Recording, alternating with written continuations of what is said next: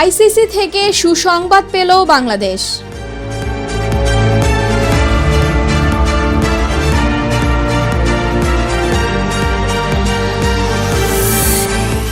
গাজায় নিজেদের গুলিতে ইসরায়েলের ৩১ সেনা নিহত।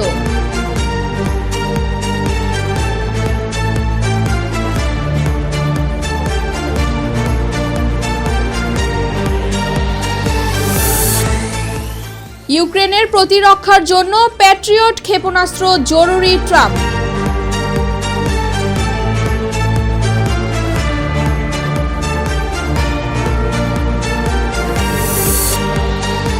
এবং নৌপথে চাঁদাবাজি, যৌথ বাহিনীর অভিযানে অস্ত্রসহ গ্রেফতার ৬।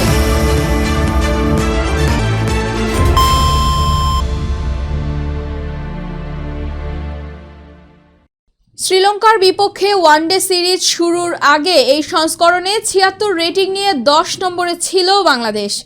প্রেমাদাসায় গতরাতে মিরাজদের জয়ের পর র্যাঙ্কিং হালনাগাদ করে আন্তর্জাতিক ক্রিকেট সংস্থা আইসিসি। বিস্তারিত ডেস্ক রিপোর্টে।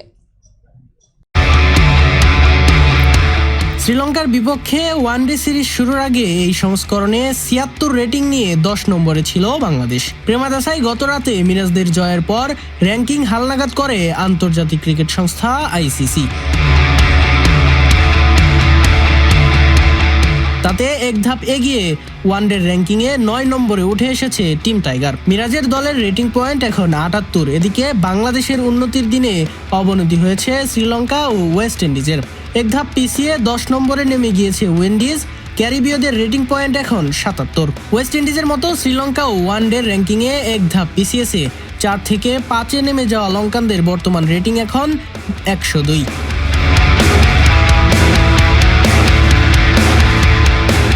এই সুযোগে র্যাঙ্কিং পাকিস্তান ৪ নম্বরে উঠে এসেছে। এশিয়ার দলটির রেটিং পয়েন্ট এখন ১০৪। ওয়ানডে র্যাঙ্কিংয়ে প্রথম ১০-এ বাংলাদেশ, শ্রীলঙ্কা, পাকিস্তান, ওয়েস্ট ইন্ডিজ এই ৪ দলেরই জায়গা অদল বদল হয়েছে। ১২৪ রেটিং পয়েন্ট নিয়ে ওয়ানডে র্যাঙ্কিংয়ে শীর্ষে রয়েছে ভারত।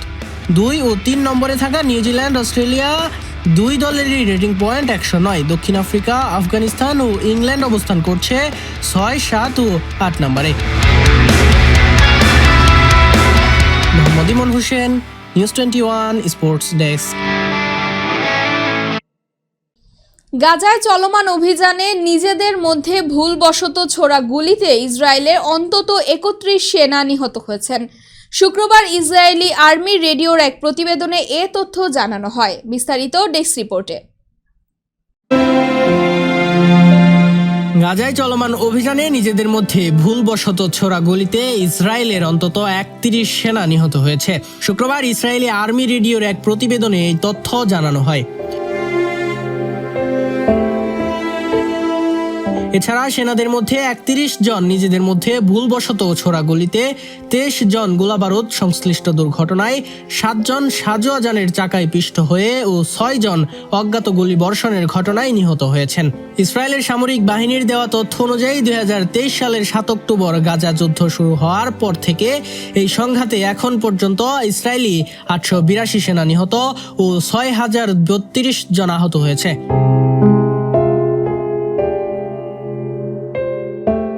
ইসরায়েলের সম্প্রচার মাধ্যম চ্যানেল ১২ জানিয়েছে, বহু বিতর্ক ও টানাপোড়েন কাটিয়ে ২০২২ সালে নেতানিয়াহুর জোট সরকার ক্ষমতায় বসে। গণমাধ্যমটি বলছে, পশ্চিম তীরে বসতিপূর্ণ এলাকায় ১২৮টি থেকে বেড়ে ১৭৮টিতে পৌঁছিয়েছে, যা প্রায় ৪০% বৃদ্ধি নির্দেশ করে। একই সময়ে ফিলিস্তিনিদের বাড়িঘর ধ্বংসযজ্ঞ আগের তুলনায় বেড়েছে। মোহাম্মদ ইমন হোসেন, নিউজ 21 ইন্টারন্যাশনাল ডেস্ক। যুক্তরাষ্ট্রের প্রেসিডেন্ট ডোনাল্ড ট্রাম্প বলেছেন, ইউক্রেনের আকাশ প্রতিরক্ষা নিশ্চিত করতে প্যাট্রিয়ট ক্ষেপণাস্ত্র খুবই প্রয়োজনীয় হয়ে পড়েছে। একই সঙ্গে তিনি রাশিয়ার প্রেসিডেন্ট ভ্লাদিমির পুতিনের সঙ্গে কথোপকথনে হতাশা প্রকাশ করেছেন এবং অভিযোগ করেছেন। বিস্তারিত দেখুন ডেস্ক রিপোর্টে। যুক্তরাষ্ট্রের প্রেসিডেন্ট ডোনাল্ড ট্রাম্প বলেছে ইউক্রেনের আকাশ প্রতিরক্ষা নিশ্চিত করতে প্যাট্রিয়ন ক্ষেপণাস্ত্র খুবই প্রয়োজনীয় হয়ে পড়েছে। একই সঙ্গে তিনি রাশিয়ার প্রেসিডেন্ট ভ্লাদিমির পুতিনের সঙ্গে কথোপকথনে হতাশা প্রকাশ করেছেন এবং অভিযোগ করেছে পুতিন যুদ্ধ থামানোর ব্যাপারে কোনো আগ্রহ দেখাচ্ছে না।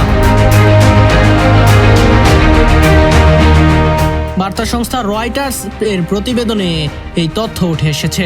রাশিয়ার ক্রমবর্ধমান হামলার মুখে প্যাট্রিয়ন ক্ষেপণাস্ত্র ও উন্নত আকাশ প্রতিরক্ষা ব্যবস্থাই এখন ইউক্রেনের সবচেয়ে বড় চাওয়া, কিন্তু ট্রাম্প প্রশাসন এখনও কৌশলগত সিদ্ধান্ত নিচ্ছে। বিশ্লেষকরা বলছেন পুতিনের সঙ্গে ট্রাম্পের উত্তপ্ত সম্পর্ক এবং ইউক্রেনের সঙ্গে নিরাপত্তা চুক্তি নিয়ে দোদুল্যমান অবস্থান আগামী সপ্তাহগুলোতে যুদ্ধের গতিপথ বদলে দিতে পারে। তবে জেলেনস্কির সঙ্গে আলোচনায় প্যাট্রিয়নের প্রসঙ্গ ঘিরে নতুন সম্ভাবনার ইঙ্গিত মিলেছে। মোহাম্মদ ইমন হোসেন, নিউজ 21 ইন্টারন্যাশনাল ডেস্ক।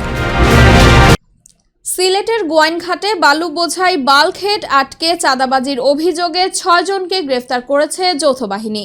এ সময় তাদের সঙ্গে থাকা দেশীয় অস্ত্র ও নদীপথে বাল্কহেড গতিরোধে ব্যবহৃত 2টি ইঞ্জিন নৌকা জব্দ করে।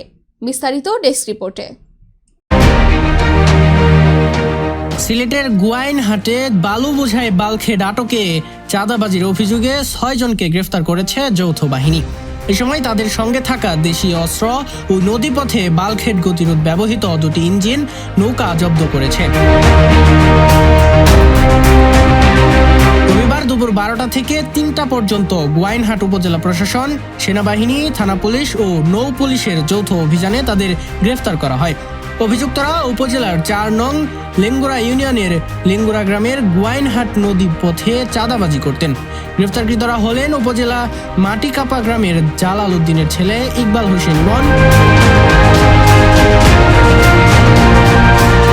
লেঙ্গুরা গ্রামের জিহাদ উল্লাহর ছেলে কুদরতুল্লাহ, মাহমুদ আলীর ছেলে তুফাইল আহমদ, জমির উদ্দিনের ছেলে বদর উদ্দিন, তাহির আলীর ছেলে সুলেমান ও আব্দুল সালামের ছেলে রহিম উদ্দিন। পরে কয়েক ঘণ্টাব্যাপী অভিযানে আজমল পালিয়ে গেলেও তার সহযোগী 6 জনকে গ্রেফতার করতে সক্ষম হয় অভিযানকারী দল। এ ঘটনায় আটককৃতদের বিরুদ্ধে গোয়াইনহাট থানায় দেশীয় অস্ত্র ও অবৈধভাবে চাঁদা আদায়ের অভিযোগে মামলা প্রক্রিয়াধীন রয়েছে। Hossain, news 21 news desk. পাতার পর পাতায় সাজিয়েছি কান্না, হাসি, উচ্ছ্বাসের এক একটা পর্ব। আমরা এঁকেছি এমন সব ছবি যা কেউ ভাবেনি কখনো আগে। সাহসের রং মেখেছি এগিয়ে যাবার ক্যানভাসে।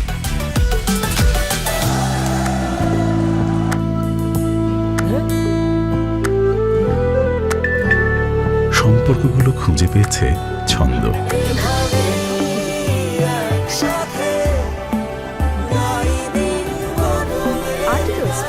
Here are the articles. 20 বছর ধরে প্রতিটি মুহূর্তের সাথে দিন বদলের প্রতিটি স্বপ্নের পাশে আছি, থাকবো আমরা। বাংলা লিংক।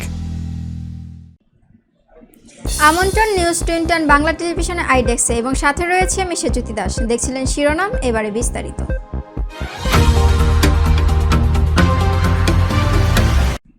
সিলেটের গোয়াইনঘাটে বালু বোঝাই বাল্কহেড আটকে চাঁদাবাজির অভিযোগে 6 জনকে গ্রেফতার করেছে যৌথ বাহিনী। এই সময় তাদের সঙ্গে থাকা দেশীয় অস্ত্র ও নদীপথে বাল্কহেড গতিরোধে ব্যবহৃত 2টি ইঞ্জিন নৌকা জব্দ করে। বিস্তারিত দেখুন ডেস্ক রিপোর্টে। সিলেটের গোয়াইনহাটে বালু বোঝাই বাল্কহেড আটকে চাঁদাবাজির অভিযোগে 6 জনকে গ্রেফতার করেছে যৌথ বাহিনী। এ সময় তাদের সঙ্গে থাকা দেশীয় অস্ত্র ও নদীপথে বাল্কহেড গতিরোধ ব্যবহৃত 2টি ইঞ্জিন নৌকা জব্দ করেছে। রবিবার দুপুর 12টা থেকে 3টা পর্যন্ত গোয়াইনহাট উপজেলা প্রশাসন, সেনাবাহিনী, থানা পুলিশ ও নৌ পুলিশের যৌথ অভিযানে তাদের গ্রেফতার করা হয়। অভিযুক্তরা উপজেলার 4 নং লেঙ্গুরা ইউনিয়নের লেঙ্গুরা গ্রামের গোয়াইনহাট নদী পথে চাঁদাবাজি করতেন। গ্রেফতারকৃতরা হলেন উপজেলা মাটিকাপা গ্রামের জালাল উদ্দিনের ছেলে ইকবাল হোসেন ইমন, লেঙ্গুরা গ্রামের জিহাদ উল্লাহর ছেলে কুদরতুল্লাহ, মাহমুদ আলীর ছেলে তুফাইল আহমদ, জমির উদ্দিনের ছেলে বদর উদ্দিন, তাহির আলীর ছেলে সুলেমান ও আব্দুল সালামের ছেলে রহিম উদ্দিন। পরে কয়েক ঘণ্টাব্যাপী অভিযানে আজমল পালিয়ে গেলেও তার সহযোগী 6 জনকে গ্রেফতার করতে সক্ষম হয় অভিযানকারী দল। এ ঘটনায় আটককৃতদের বিরুদ্ধে গোয়াইনহাট থানায় দেশীয় অস্ত্র ও অবৈধভাবে চাঁদা আদায়ের অভিযোগে মামলা প্রক্রিয়াধীন রয়েছে। জীবন হোসেন, নিউজ 21 নিউজ ডেস্ক। ফরিদপুরে নকল ঔষধ ও প্রসাধনী সামগ্রী প্রক্রিয়াজাতকরণ কারখানায় অভিযান চালিয়েছে যৌথ বাহিনী। অভিযানের সময় বিভিন্ন কোম্পানির নামে প্যাকেটজাত করা বিপুল পণ্য জব্দ করা হয়েছে। বিস্তারিত দেখুন ডেস্ক রিপোর্টে। ফরিদপুরে নকল ঔষধ ও প্রসাধন সামগ্রী প্রক্রিয়াজাতকরণ কারখানায় অভিযান চালিয়েছে যৌথ বাহিনী। অভিযানের সময় বিভিন্ন কোম্পানির নামে প্যাকেটজাত করা বিপুল পণ্য জব্দ করা হয়েছে। এ সময় ভ্রাম্যমাণ আদালতের মাধ্যমে রিয়াদ শিকদার নামে বিক্রয় প্রতিনিধিকে 1 মাসের কারাদণ্ড দেওয়া হয়েছে। সেগুলো নকল বিএসটিআই লোগো ও কোম্পানির নাম প্যাকেট করে বাজারজাত করা হতো। পলাতক মালিকের বিরুদ্ধে ঔষধ ও প্রসাধন সামগ্রী আইনে মামলা দেওয়ার নির্দেশ দেন আদালত। নির্বাহী ম্যাজিস্ট্রেট ফজলে রাব্বি জানান, অবৈধভাবে পণ্য উৎপাদন করায় আটক একজন কর্মচারীকে ভোক্তা অধিকার আইন 2009-এর 45 ধারা মোতাবেক 1 মাসের কারাদণ্ড দেওয়া হয়েছে। এছাড়া মালিকের বিরুদ্ধে ঔষধ ও কসমেটিক্স আইন 2023-এর 14(1) ধারায় মোতাবেক মামলা করার জন্য ড্রাগ সুপারকে নির্দেশ দেওয়া হয়েছে। এছাড়া এর সঙ্গে জড়িত সবাইকে আইনের আওতায় আনা হবে। Jibon Hossain, news 21 news desk. জুলাই গণ অভ্যুত্থানে শাহাদাত বরণ করা ছাত্র জনতার রুহের মাগফিরাত এবং আহতদের সুস্থতা কামনা করে মিলাদ মাহফিল ও বৃক্ষরোপণ কর্মসূচি অনুষ্ঠিত হয়েছে। রোববার বিকালে রাজধানী কৃষিবিদ ইনস্টিটিউশনে জাতীয়তাবাদী কৃষিবিদ এই অনুষ্ঠানে আয়োজন করেন। বিস্তারিত ডেস্ক রিপোর্টে। জুলাই গণ অভ্যুত্থানে শাহাদাত বরণ করা ছাত্র জনতার রুহের মাগফিরাত ও আহতদের সুস্থতা কামনা করে মিলাদ মাহফিল ও বৃক্ষরোপণ কর্মসূচি অনুষ্ঠিত হয়েছে। রবিবার বিকেলে রাজধানীর কৃষিবিদ ইনস্টিটিউশনে জাতীয়তাবাদী কৃষিবিদরা এই অনুষ্ঠানের আয়োজন করেন। এ সময় কৃষিবিদ ইনস্টিটিউশনের চত্বরে জুলাই আগস্ট অভ্যুত্থানে শহীদ আবু সাঈদ ওয়াসিম সহ অন্যান্য শহীদের স্মরণে বিভিন্ন প্রজাতির দেশি বৃক্ষের চারা রোপণ করা হয়।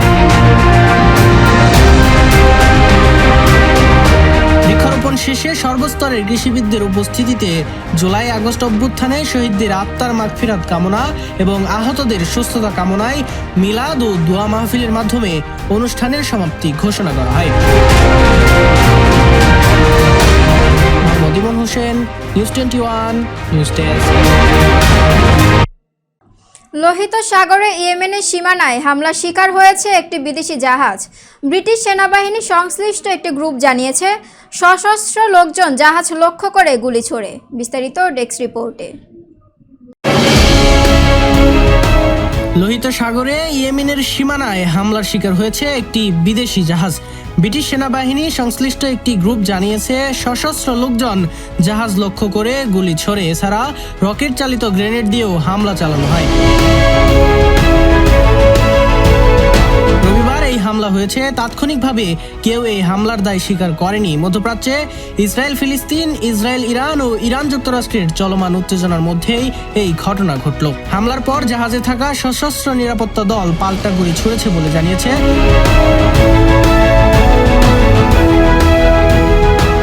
যুক্তরাজ্যের মেরিটাইম ট্রেড অপারেশনস সেন্টার। তারা বলেছে, উভয় পক্ষের মধ্যে কি ঘটেছে তা বিস্তারিত এখনো জানা যায়নি।